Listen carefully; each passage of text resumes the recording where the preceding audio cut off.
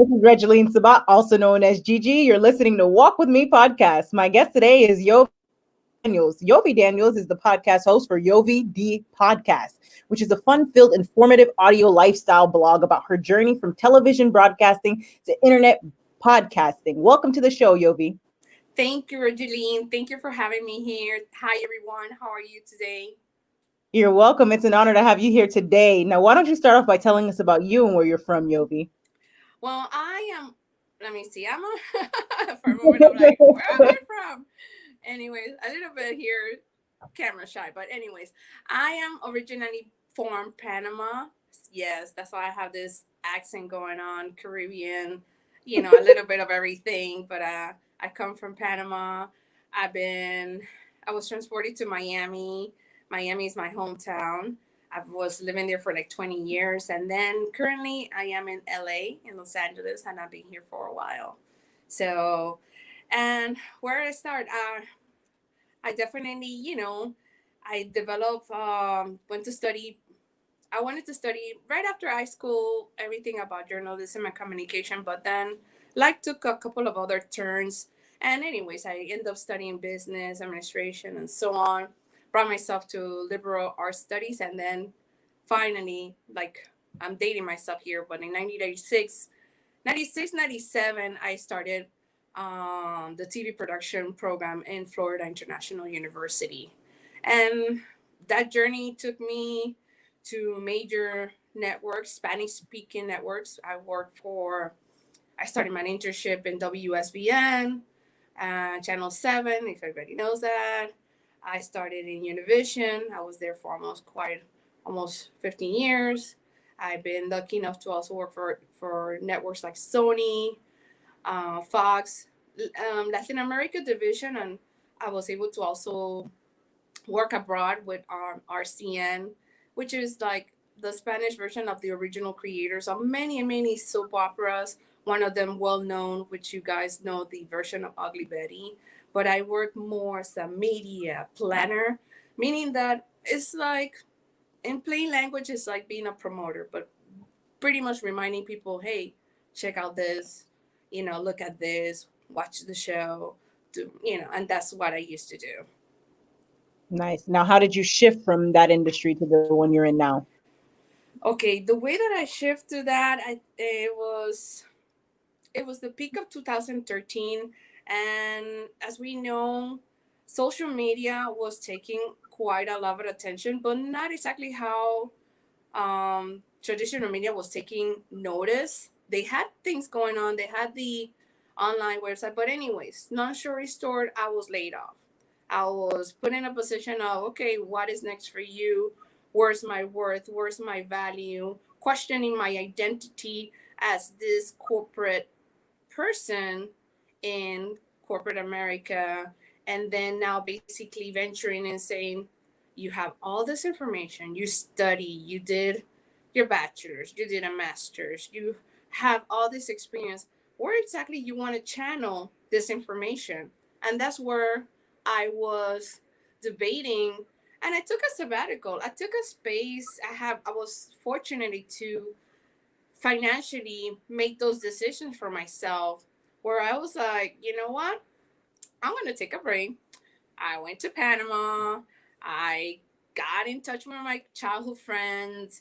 I went to really explore my country, which I really had never had the chance in 20 years, and gather myself. And then once you have that break, you're like, okay, where exactly? I knew that I had a lot of information in me, but then it was just a matter of figuring out how I want to channel it and give back. I felt that. I felt that I was really truly blessed because of education, because of the way that I was brought up, because my family said, this is your ticket. And then I felt that it was time for me to give back or pay it forward. That's how it came about, my journey. But then when I sat down, I kind of look around at what was available in social media, YouTube, other Facebook Live.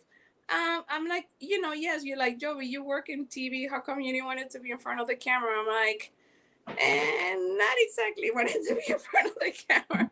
But I knew that my voice, my voice was more powerful, because if anything, I heard from my friends, and the feedback, they're like, oh, Jovi, I like to talk to you because you always cheer me, or you always have this uplifting kind of thing, or I feel better after I talk to you kind of thing. And I was like, okay, okay, I got that. I think. And then the other thing that I noticed, not for anything, it's just I really figure out that, as you realize with my accent, I am Latina, I'm Black, and my journey has been quite different. And I knew it was going to be different. There was a day that I was sitting at the parking lot at one of the networks, and I knew that my life was just a little bit different from everybody else. With that being said, I was like, I looked for information, I was looking for representation, role models, and I could not really exactly find exactly like what I was looking. My only really role model per se was like Celia Cruz. But I was like, no, there's actually more people.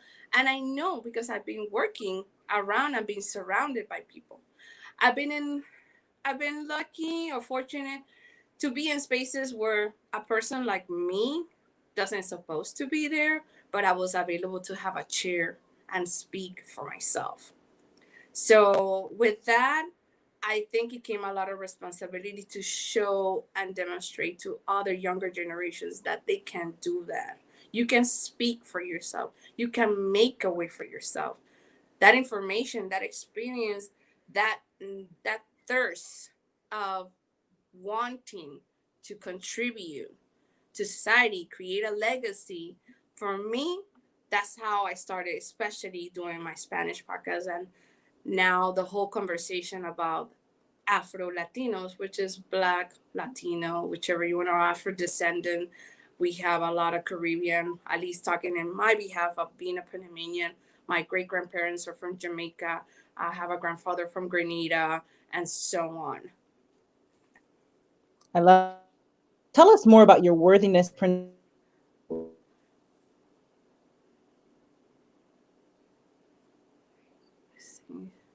My Me? worthiness, Yes, yeah, ma'am. I got kind of a little bit cut off there. Worthiness, worthiness came out of a lot of tears, Regeline. It really did.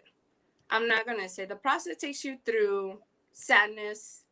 There's a chapter that just shuts down, especially when you're like with your college friends. Then they became, some of them become your coworkers, and then some of them became your friends and family. You spend almost, I guess, 10 hours out of your day with them, and then you go through this transition of separation and saying, okay, this is the person that I used to be.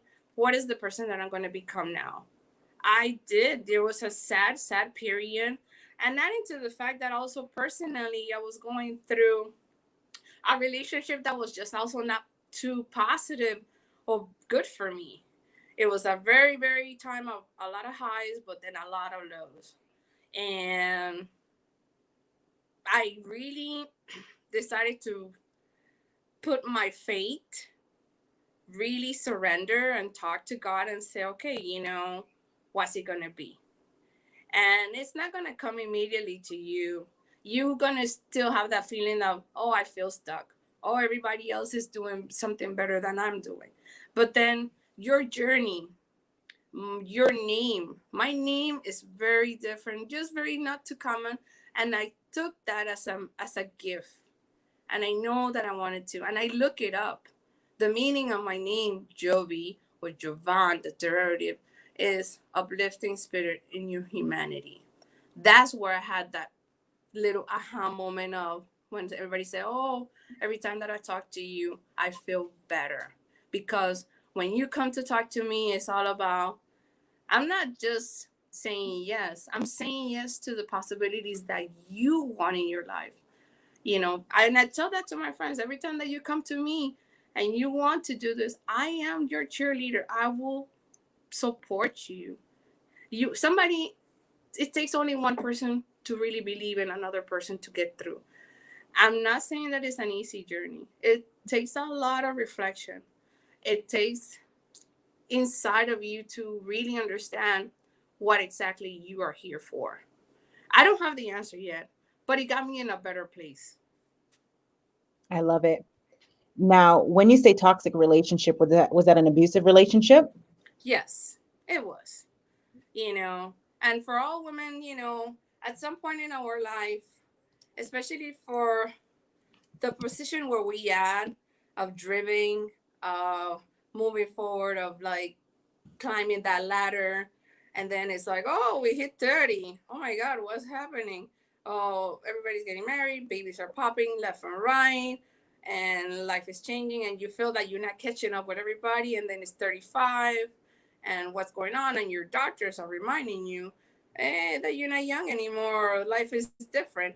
But you got to take things in stride.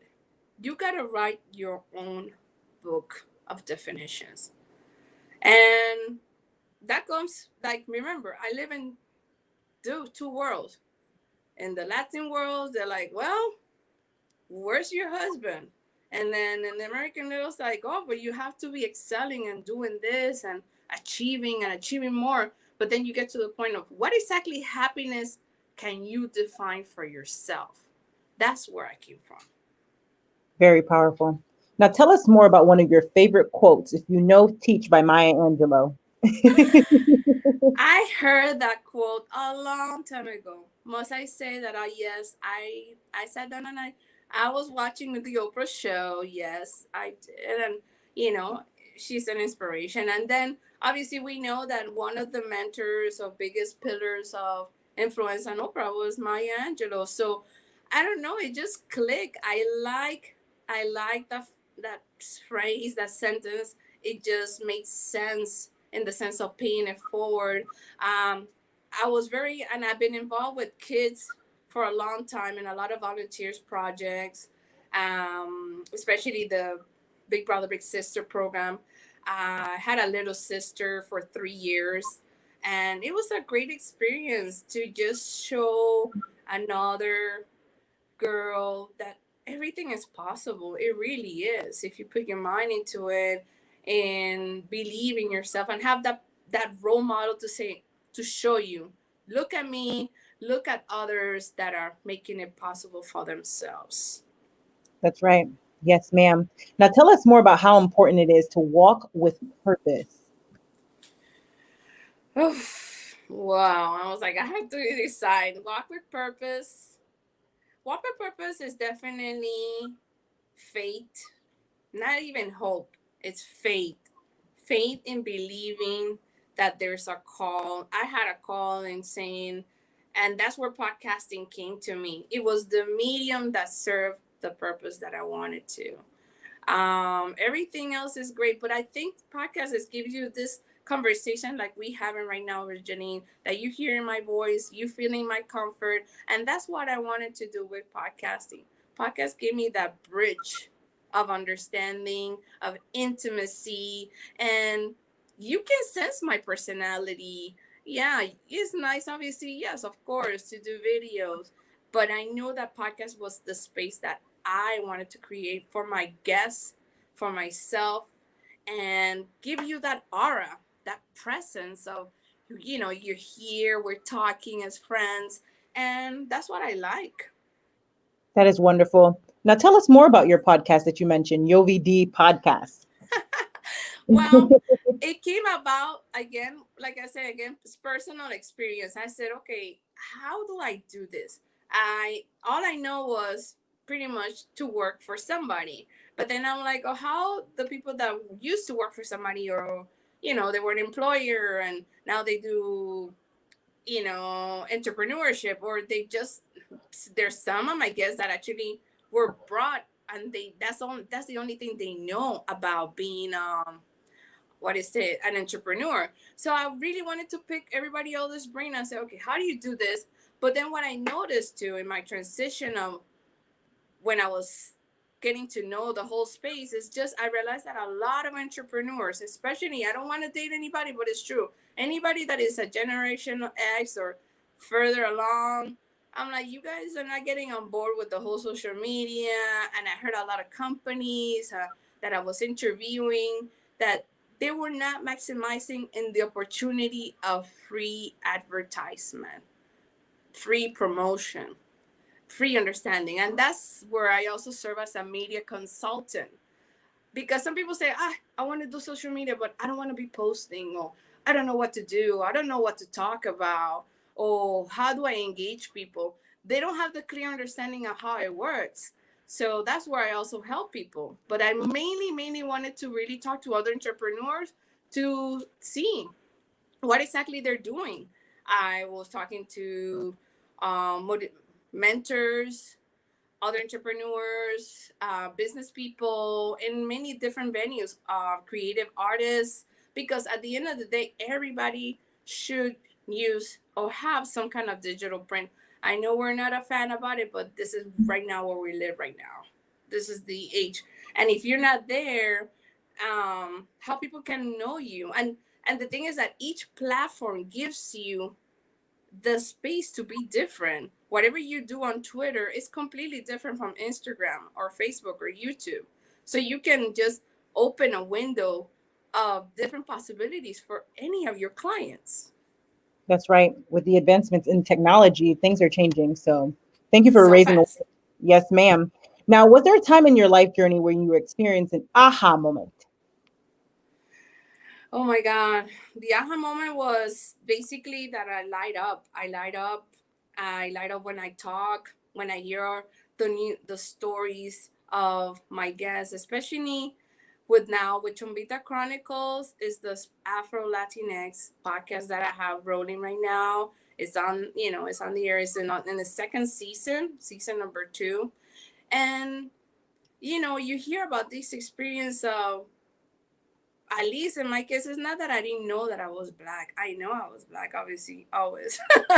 But it's yeah, it's like some people's like, did you know that you were black? I'm like, yes, but it's like the experience of the diaspora. And then it's not that I didn't, I always did. How unfortunately, when I was schooled, the history that we were told, or I learned, did not actually match with what I was seeing. And that was the clash in culture. And I was like, wait a minute, what? So, with that being said, and then speaking Spanish, and now it has been more prone to my experience living in LA, that every time that they see a black person speaking in Spanish, they're like, oh, you learned this? How well? And I'm like, I was born knowing this language.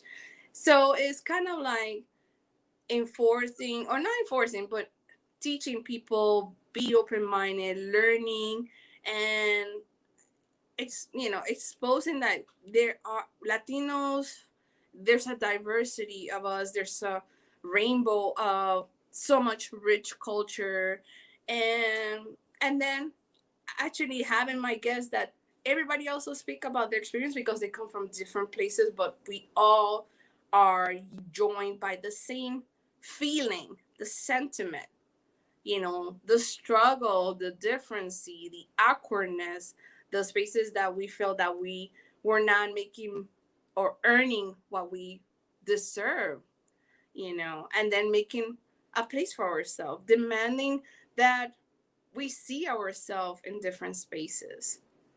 And because I was really honestly, I don't know about you, Virginia, but I am kind of a little bit tired about the narrative of, oh, this is the first black person doing it. This is the first black person doing it. I'm like, let's kind of like move forward with other stories. Yes, yes, yes. That's right. That's absolutely correct. Especially with everything going on in society now, unity truly matters. We all need to come together. We all Correct, come correct. together and stop seeing it's not about black or white, it's about unity. It Um, is. It and is more than ever. that's right. At the end of the day, we're all still Americans. Yes, ma'am. Great point. Now tell us more about what gives you happiness in your life. Oh God, that's an easy God. Gratefulness, God, and gratefulness. That's the pillar. The day that I say, you know what, that's it. I ain't planning anything else. You do what you got to do. And really, seriously, the day that I literally surrender. Don't get me wrong. I was raised Catholic. However, I'm not much, and I will talk from my own personal experience. I'm not much of a churchgoer, but I know that there is something bigger than me that takes care of me and looks after me, and that's what it is.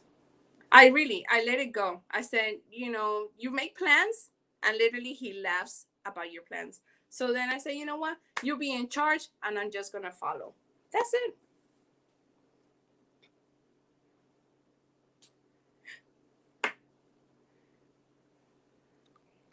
I got it. What is it?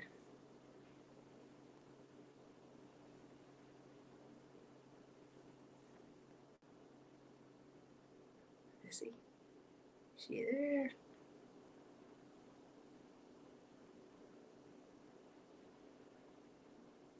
I know.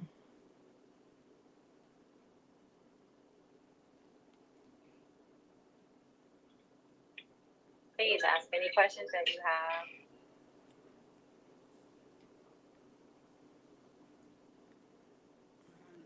Should I leave or go back in? Oh my god.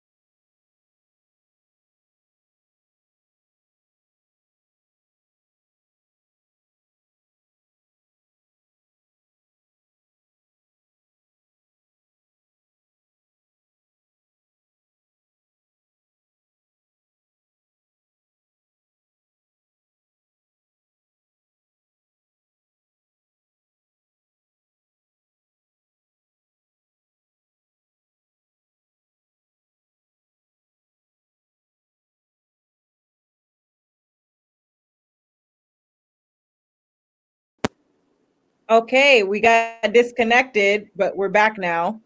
I see. I see. Yes, ma'am. Okay, there we go. I'm Yeah, glad right we're able around to when have I that was time. done, you were supposed, you Yes, were like about to ask me, and I'm like, the screen froze. So I was like, okay. yes. We seem to have had an internet connection, Yes. disconnection. Now, can you go ahead and tell the audience your best advice for walking with purpose and living a life of happiness? Truly, to count your blessings, to be grateful. And I know that 2020 has been a very, very interesting year, nonetheless, very difficult. I got laid off, but I was able to kind of, make it through with the current job that I have. And, just really count your blessings. That's really, I know it's like, you're like, oh my God, you're really like, you're not giving me anything precisely, but it's like, it's really about self reliance, self reliance, believe. If whatever it is, just focus that you have the energy to survive everything. History shows that human beings have come through many, many episodes, and we are able to overcome and come to a better understanding of where we at. And that's my message. Very powerful. I love it. Now, thank you so much for being a guest on Walk With Me podcast, Yovi. Where can the audience find you? Well, definitely my podcast is anywhere where you can listen to your podcast. I have my Spotify, Apple Podcasts, or Google Podcasts, and if you definitely are Spanglish speaker native, you can check out Chombita Chronicles, or you can check out the Yovy D Show. I'm always on Instagram, doing IG stories and being silly sometimes. I love it. Ladies and gentlemen, make sure to check out Yovi at her IG at Yovy_D. And Yovy, thank you so much again for being a guest on Walk With Me podcast. Thank you for having me. This was fun, Jean. It was really fun. You're welcome. Yes, ma'am. I had a lot of fun. Have a blessed day. All right, take care. You too.